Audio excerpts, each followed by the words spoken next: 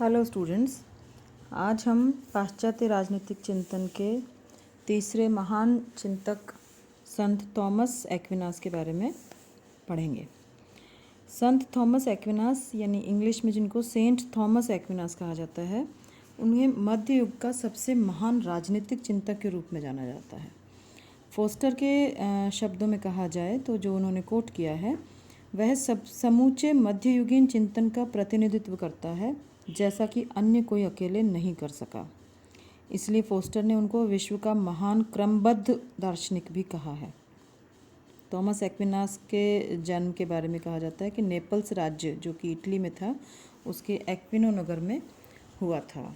इनकी प्रमुख रचनाएं संख्या में करीब 60 ग्रंथ थे जिनकी इन्होंने रचनाएं की।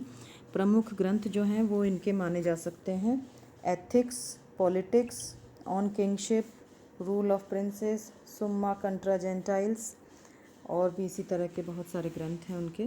राजनीति शास्त्र संबंधी जो उनके विचार हैं वो एथिक्स और पॉलिटिक्स की जो टीकाएं हैं उनमें देखे जा सकते हैं।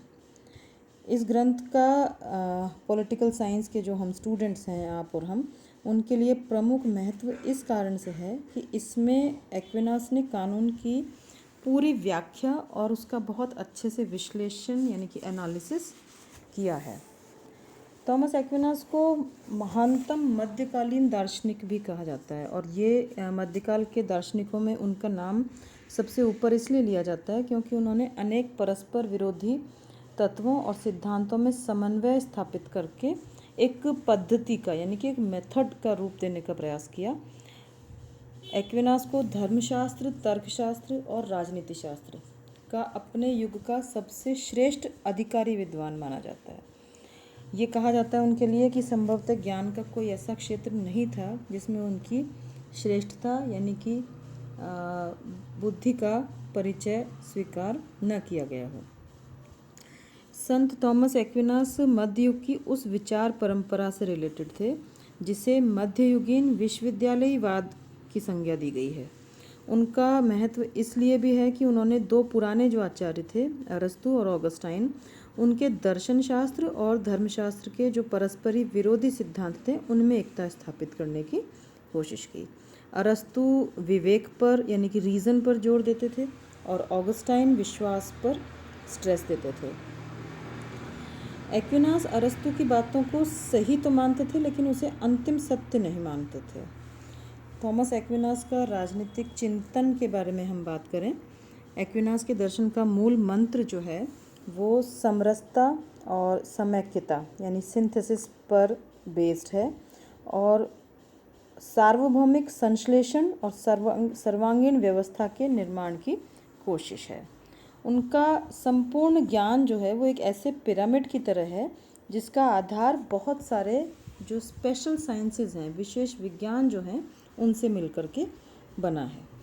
यूनानी दार्शनिक बुद्धि और विवेक के दर्शन का सर्वोत्कृष्ट साधन समझते थे और दर्शन को ज्ञान का सबसे महत्वपूर्ण आधार बताया करते थे। एक्विनास इससे भी एक कदम आगे बढ़े और उन्होंने दर्शन और बुद्धि इन दोनों के ऊपर धर्मशास्त्र को माना, जिसका साधन श्रद्धा और अंतर्ज्ञान है, विवेक नहीं है। उनके मन में ईसाई धर्मशास्त्र संपूर्ण ज्ञान विज्ञान की पराकाष्ठा है एक तरीके से। अब एक्विनास के जो प्रमुख राजनीतिक विचार हैं, जो पॉलिटिकल आइडियाज़ हैं, उनके पॉलिटिकल प्रिंसिपल्स जो हैं, उनके बारे में हम समझने का प्रयास करते हैं। सबसे पहला बिंदु अगर देखें तो सबसे पहले उन्होंने राज्य के बारे में क्या कुछ कहा वो हम समझते हैं। एक्विनास ने अपने राज्य संबंधी जो भी उनके विचार थे उसको अपना जो लेखन उनका सुम्मा थियोलॉजी का उसमें प्रस्तुत किया है। एक्विनास ने मनुष्य के लिए और राज्य के लिए कई सारी चीज़ें बोली। इसमें राज्य और संपत्ति मनुष्य के लिए स्वाभाविक है यानी कि नेचुरल है। यदि मनुष्य का पतन नहीं हुआ होता तो भी वे मानव समाज में पाया जाता। अरस्तु के मौलिक सिद्धांत जो थे उनको अपनाते हुए एक्विनास ने यह प्रूव करने का प्रयास किया कि मनुष्य अपने स्वभाव के कारण सामाजिक और राजनीतिक प्राणी है। उसकी सामाजिक सत्ता जो है वो सबके कल्याण के लिए राज्य को एसेंशियल बना देती है, आवश्यक, नेसेसरी, कंपलसरी बना देती है। और इस नगर राज्य विषयक विचार में संशोधन करके एक्विनास इसे पूर्ण बनाने का प्रयास करते हैं। इसके आगे की बात अगले वीडियो में हम समझेंगे।